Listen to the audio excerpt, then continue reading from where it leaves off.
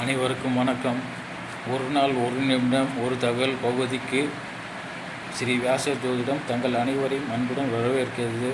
நண்பர்களே, இந்த பகுதியில் கூறப்படும் கருத்துக்கள், தகவல்கள் அனைத்தும் மூல நூல்களில் என்ன கூறப்பட்டிருக்கிறதோ அதை அப்படியே கூறப்படுகிறது. வாருங்கள் நண்பர்களே, இப்பொழுது நாம் காணொளிக்கு செல்வோம். கன்னி லக்னமாகி அங்கே சந்திரன், சூரியன், குரு, செவ்வாய் இருந்தால் இரட்டை ஆண் குழந்தை பிறக்கும்.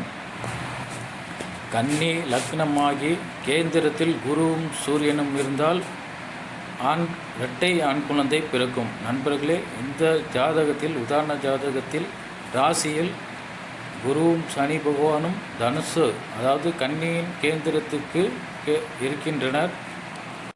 மேலும் எந்த லக்னமானாலும் புதனின் வீடான மிதுனத்திலும் கன்னியிலும் குரு பகவானும் சனி பகவானும் சேர்ந்திருந்தால் இரட்டை ஆண் குழந்தை பிறக்கும்.